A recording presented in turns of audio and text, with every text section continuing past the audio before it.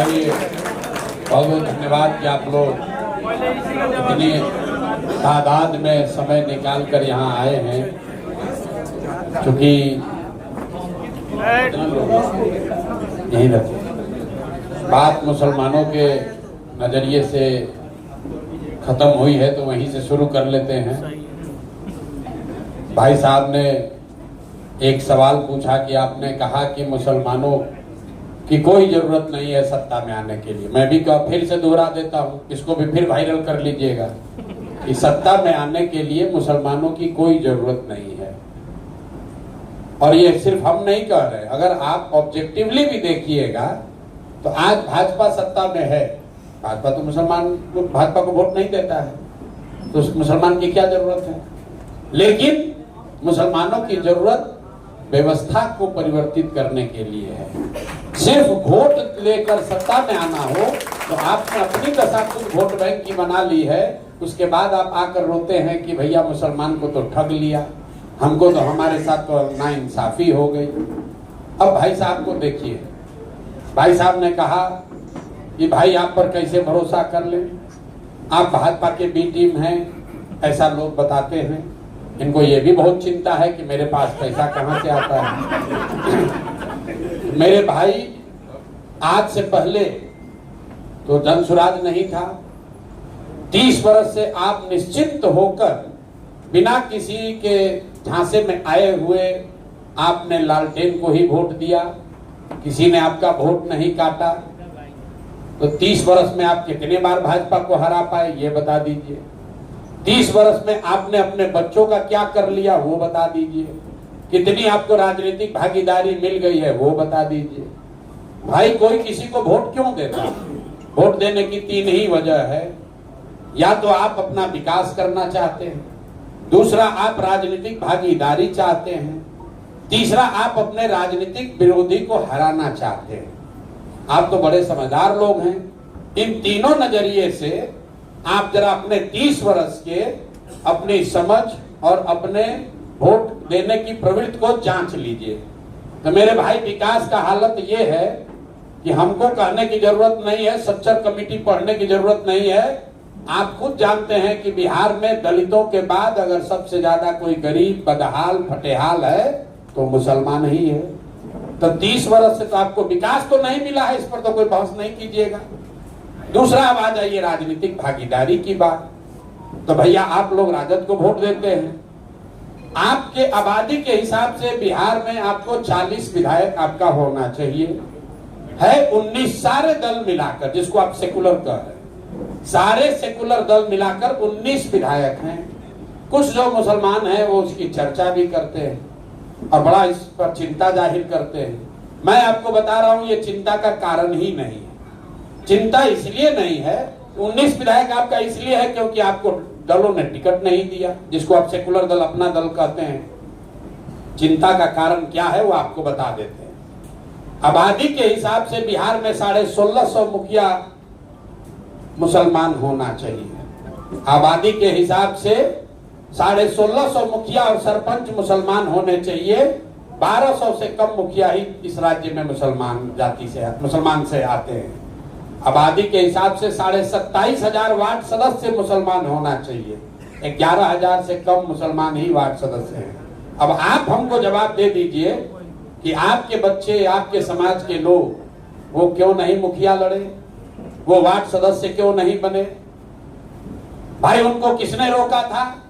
उनको उस मानसिकता ने रोका है जिसकी आप इतनी तरफदारी कर रहे हैं। क्योंकि आज से 30 वर्ष में लालू जी जैसे पार्टियों ने आपको ये बता दिया कि आप अल्पसंख्यक हो, जीना चाहते हो तो हमारे पीछे रहो, लालटेन में किरासन तेल बनकर जलते रहो, खुद खड़ा होने की कोशिश मत करो। और आपको समझ में भी नहीं आ रहा। अब आप जितने यहाँ मुसलमान बैठे हुए हैं, आप तो बहुत सब पढ़े लिखे दानिश्वर लोग भी होंगे, जरा सोच कर बताइए, आपकी किस किताब में, किस हदीस में, किस आयत में ये बात कही गई है कि आप अल्पसंख्यक हैं? अरे भाई, आप तो मुसलमान हैं, आपको अल्पसंख्यक किसने कह दिया? आपके दिमाग में इतना घुसेड़ दिया है कि आप भी खड़े होते हैं, कहते हैं हम अल्पसंख्यक हैं। अल्पसंख्यक कब हो गए भाई? हम तो किसी सिख को नहीं सुने ये कहते हुए कि हम अल्पसंख्यक हैं। कोई जैन तो नहीं कहता है कि मैं अल्पसंख्यक हूं। कोई बुद्ध को मानने वाला तो अल्पसंख्यक नहीं बताता है अपने आप को। आप लोग अपने को अल्पसंख्यक क्यों बताते हैं? क्योंकि आपको इतना डरा दिया गया है। अल्पसंख्यक, आप पढ़े लिखे आदमी, अल्पसंख्यक का जाके डेफिनेशन पढ़िए। अल्पसंख्यक कोई जाति धर्म नहीं है, ये मानसिकता है, जिसमें समाज का वर्ग, एक वर्ग है जो अपने आप को अल्पसंख्यक बताता है। वो मान लेता है कि मैं अपनी सुरक्षा के लिए, अपने वेल बीइंग के लिए, अपनी तरक्की के लिए बहुसंख्यक समाज के पीछे ही चलूंगा। ये काम आपको लालू जी जैसे सेकुलर दलों ने किया है। अब आप कह रहे हैं कि आपको भैया बड़ा दिक्कत हो रहा है कि पैसा कहां से आ रहा है। मेरे भाई, पैसा कहां से आ रहा है तो हम रोज बता रहे हैं, लेकिन आपको तो सुनना है नहीं। आपको नहीं सुनना है। क्यों नहीं सुनना है ये आपको बता दे रहे हैं। जन सुराज एक मजबूती से यहाँ प्रयास कर रहा है, तो मुसलमानों की हालत देखिए। कह रहा है आदमी तो अच्छा है लेकिन पैसा कहां से आ रहा है। जरूर भाजपा वाला वोट दे रहा होगा, जरूर भाजपा वाला पैसा दे रहा होगा। अगर हम मजबूती से नहीं लड़ रहे होते, जिसको आपने कहा स्कॉर्पियो चल रहा है, स्कॉर्पियो चलने में इतना पैसा नहीं लगता है, 2-4 हजार आपको दे सकते हैं। स्कॉर्पियो चलाने में पैसा नहीं लगता है, पैसा दूसरे चीज में लगता है। लेकिन अगर इतने मजबूती से नहीं लड़ रहे होते तो यही के मुसलमान कहते आदमी तो बहुत भला है लेकिन मजबूती से लड़िए नहीं रहा। अरे मेरे भाई, आपको दोनों ओर से नहीं मानना। इसलिए नहीं कि आपको प्रशांत किशोर पर भरोसा नहीं है, इसलिए कि आपके दिमाग में इतना डर बैठा दिया गया है कि आप कुछ सोचने के स्थिति में ही नहीं। मुसलमान कहता है कि मैं अल्लाह को छोड़कर किसी से नहीं डरता हूं, और मैं रोज कैमरे पर कहता हूं कि आपसे ज्यादा डरपोक कोई कौम इस देश में है नहीं। भाजपा का डर दिखाइए और आपसे जो कराना है कराना। आपको बताया गया इस्लाम में कि हक और बातिल में आपको हक के साथ खड़ा होना है, और अभी आपने क्या बात की? हक की बात नहीं कर रहे हैं, सही गलत की बात नहीं कर रहे हैं, तादाद की बात कर रहे हैं। 5000 वोट कौन काटेगा? किसका वोट ज्यादा है उसी के साथ चलेंगे। अरे आप तो मुसलमान हैं, अगर तादाद की बात होती तब तो इस्लाम शुरू ही नहीं होता। इस्लाम तो शुरू करने वाले तो 2 ही लोग थे, तादाद तो उनके विरोध में थी। आप जरूर सवाल पूछिए, अगर हम कुछ गलत कह रहे हैं उस पर सवाल जरूर कीजिए, लेकिन ये सवाल करना जायज नहीं है कि तादाद आपके साथ है कि नहीं। मेरे भाई, तादाद की चिंता करोगे तो आप बातिलों के साथ भी खड़े रहोगे, हक के साथ नहीं खड़े रहोगे, और इसीलिए आपकी ये दुर्दशा है। आपकी दुर्दशा। अब मुसलमान पर पूरा ये समय नहीं बिताना चाहते हैं। आपने कहा कि आप बहुत वीडियो देखे हैं, तो हम एक पैगंबर साहब की बात हमेशा कहते हैं कि आपको लग रहा है कि आज मुसलमानों की दुर्दशा है, तो भाई प्रशांत किशोर को छोड़िए। पैगंबर साहब ने क्या कहा? आपने कहा कि आज का जो सत्तारूढ़ आदमी है, जो आदमी सत्ता में बैठा है, वो सब हुक्मरान जो है वो जालिम है, ये मुसलमानों की चिंता नहीं करते हैं, आपके हक की, आपके बच्चों की, आपकी सुरक्षा की चिंता नहीं करता है। तो भाई, इस नजरिए से इस्लाम में क्या कहा गया? पैगंबर साहब ने कहा कि जिस कौम को अपनी रहनुमाओं की समझ नहीं होगी उसके ऊपर जालिम हुक्मरानों को मुसल्लत कर दिया जाएगा। तो हमसे मत पूछिए कि लालू अच्छे हैं कि खराब हैं, हमसे मत कहलवाइए कि कांग्रेस अच्छा है कि खराब है। अगर आप कह रहे हैं कि आज के हुक्मरान जालिम हैं, तो बात भैया पैगंबर साहब ने कही है, गलत तो हो नहीं सकती। आधा लाइन मत पढ़िए। अगर आज के हुक्मरान जालिम हैं तो इस बात का प्रमाण है कि आपके जैसे दानिश्वर लोगों ने भी अपने रहनुमाओं को चुनने में गलती की है, तभी ये दुर्दशा हुआ। अब आपको बता देते हैं पैसा कहां से आता है। पैसा डॉक्टर साहब के पास कहां से आता है? डॉक्टर साहब रोगी देखते हैं, पैसा आता है। वकील साहब के पास पैसा कहां से आता है? वकील साहब वकालत करते हैं, देखिए बगल में बैठे, बहुत रुपया रखे हैं बोड़ा में बढ़। शिक्षक है, बिजनेसमैन है, पैसा कहां से आता है? पैसा सरस्वती से आता है, बुद्धि से आता है। जिसके पास बुद्धि है उसके पास पैसा है। जहां सरस्वती रहेंगी वहां लक्ष्मी आएगी ही आएगी। आपको लग रहा है कि प्रशांत किशोर बहुत बड़ा पैसा खर्चा कर रहा है, इतना पैसा हम अभी जाकर एक वो इलेक्शन करेंगे तो इसका 4 गुना पैसा फीस में ले लेंगे। आपको नहीं समझ है, आपको ये समझ नहीं है बिहार में पैसा है किसके पास। यहाँ तो जिसको 50 करोड़ रुपया हो गया उसको पता ही नहीं चल रहा है कि धरती पर रहे कि आकाश में चले। सिवान में 100-200 करोड़ रुपया किसी के पास होगा तो आप तो यही ना कहिएगा कि बाप रे बाप इनके पास तो इतना पैसा है। था है नहीं है, उनका 200 करोड़ का जमींदारी बिक जाएगा, बॉम्बे में वो फ्लैट नहीं खरीद पाएंगे। देश बहुत आगे चला गया मेरे भाई। सब जितने में पूरा बिहार का इलेक्शन होता है इतने में तमिलनाडु में, आंध्र प्रदेश में एक MP अपना चुनाव लड़ता है। आपको लग रहा है बड़ा पैसा लग रहा है, ये बहुत बड़ा पैसा नहीं है, ये बहुत बड़ा पैसा नहीं है। क्योंकि हम लोग पैसा लूट कर घर नहीं बना रहे, जो पैसा मिलता है समाज से मिलता है उस पैसे का इस्तेमाल कर रहे हैं ताकि लोगों को जगाएं, लोगों को बताएं कि भाई ये प्रयास किया जा सकता है। जैसा किसी साथी ने कहा बिल्ली के गले में घंटा बांधना है तो घंटी खरीदने भर तो पैसा होना ना चाहिए, नहीं घंटी बनाएगा तो कैसे काम चलेगा। आप जो लोग यहाँ बैठे हैं अब मुद्दे पर आइए, इसका परिणाम क्या होगा, अच्छा होगा खराब होगा, शिक्षा सुधरेगी नहीं सुधरेगी। मेरे भाई सबसे पहले जरूरी है आपको ये समझना, अपने आप से ये पूछना कि बिहार को सुधारने का प्रयास होना चाहिए कि नहीं होना चाहिए।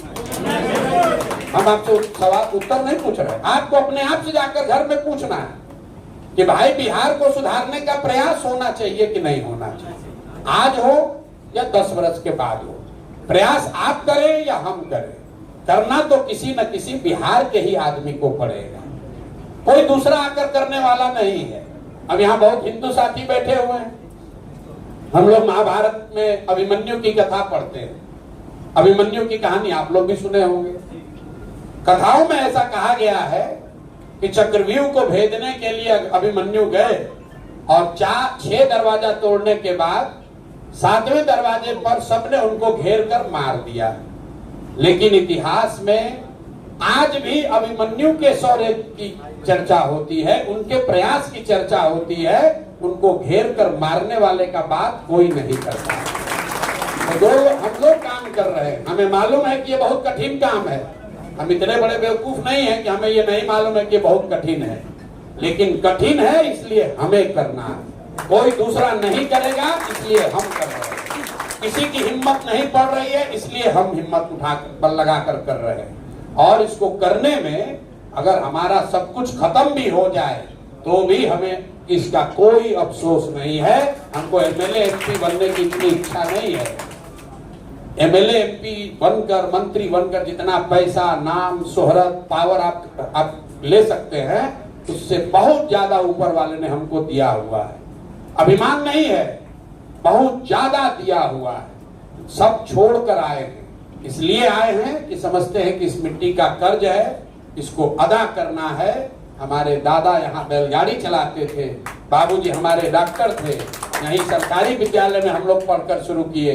ये जीवन में था कि 20,000 रुपया मिलेगा तो शादी होगी, नहीं तो शादी भी नहीं होगी। 20,000 रुपया का नौकरी किसी तरह मिल जाए। उसके मुकाबले यहाँ तक पहुंच गए कि देश का प्रधानमंत्री और मुख्यमंत्री आपको मिलने के लिए टाइम मांगता है। तो अगर भगवान ने इतना दिया है तो कुछ न कुछ वापस देना ही मानवता है, इसलिए यहाँ वापस आए। मुसलमानों का वोट लेने नहीं आए हैं, इसीलिए वो बतवा कहे थे तो आपको बुरा लगा कि मुसलमानों के वोट की जरूरत नहीं है। अगर आपको डर लग रहा है, अरे भाई कहीं हम इनको वोट देंगे मेरा वोट बढ़ जाएगा, तो मैं आपसे हाथ जोड़ के कह रहा हूं आप पूरी तरीके से राजद को वोट दीजिए राजद को वोट। उससे क्या हो जाएगा? इसी बिहार में 80% हिंदू रहते हैं, तो अगर हमको आधा हिंदू भी वोट देगा तो भी चुनाव जीत जाएंगे, लेकिन फिर आपसे बात क्यों कर रहे हैं? आपसे बात इसलिए कर रहे हैं, मुसलमानों से के पास इसलिए जा रहे हैं कि अगर गांधी की बात कर रहे हैं, बाबा साहब का चित्र लगाए हुए हैं, तो सिर्फ चित्र नहीं है, गांधी की विचारधारा तब तक पूरी नहीं हो सकती है जब तक कि आप 20% मुसलमानों को भी उसके साथ लेकर न चलें। और आप जैसे लोगों के लिए इतना ही कहेंगे कि मेरे भाई आपको चलना है जनसुराज में ही, चलना आपको जनसुराज में ही है, क्योंकि सत्य की अपनी एक ताकत है। क्योंकि जीतेगा जनसुराज ही। हम नहीं कह रहे, ये मत समझिए कि हमारा कोई अहंकार है। ये तो बात इस्लाम में बताई गई, ईमानदारी से किया हुआ जद्दोजहद कभी बेकार जा ही नहीं सकता। और हम अगर ईमानदारी से कोशिश कर रहे हैं तो जीतेगा भैया जनसुराज ही। आप लोगों को खाली इतना ही तय करना है मुसलमानों को कि आप अभी कंधा लगाइएगा कि जीतने के बाद कंधा लगाइएगा। अगर अभी लगाइएगा तो निश्चित तौर पर हमारी लड़ाई आसान हो जाएगी, लेकिन अगर नहीं भी लगाइएगा तो कोई आपसे शिकवा शिकायत नहीं है। हम अपना गुणा गणित करके आए हैं कि आप मदद नहीं भी कीजिएगा तो हमको चुनाव कैसे जीतना है। जीतने के बाद आपके पास फिर से आएंगे, आपकी मदद के लिए आएंगे, लेकिन तब आएंगे तो आपसे हरजाना भी वसूलेंगे। अभी तो जब आपको मौका पड़ा था आप साथ नहीं दिए, तो जब जीत कर आएंगे तो हम शाकाहारी आदमी हैं, आपसे जीत कर सेवई भी खाएंगे और आपको साथ लेकर चलेंगे भी, क्योंकि जनसुराज सिर्फ बिहार के लिए नहीं है, इसका नाम बिहार से जुड़ा हुआ नहीं है। जनसुराज में कोई भी सिंबल, कोई भी नाम, कोई भी विचारधारा, कोई भी प्रयास बिहार सेंट्रिक नहीं है। ये बिहार से शुरू हो रहा है, लेकिन ये बिहार के लिए नहीं है। गांधी जब यहाँ आए, उन्होंने चंपारण में सत्याग्रह किया। सत्याग्रह से देश को आजादी नहीं मिली, लेकिन सत्याग्रह से देश को ये हथियार मिला, ये विश्वास हुआ कि ये भी एक तरीका है जिससे अंग्रेजों को हराया जा सकता है। तो बिहार में जो हम लोग प्रयास कर रहे हैं, अगर इसमें सफलता मिली तो निश्चित तौर पर विचारधारा के आधार पर आगे भाजपा के सामने एक बड़ी मजबूत ताकत खड़ी की जा सकती है, और वो बिहार से शुरू होगी। और ये निश्चित जानिए कि होना ही होना है, क्योंकि जब बिहार में होगा तो पूरा देश का आदमी कहेगा जब बिहार में हो गया तो हम लोग तो कर ही लेंगे, क्योंकि आज बिहार को कोई चांस नहीं दे रहा है। ये मान ही नहीं रख रहे, बिहार में कैसे कर लीजिएगा। रह गई बात, अब आपने कहा भाई जनसुराज आएगा, किसी ने पूछा स्किल्ड कीजिएगा कि एजुकेटेड कीजिएगा। ये नया सवाल पहली बार हमने सुना है, इसलिए पहले इनका उत्तर दे देते हैं। स्किल्ड और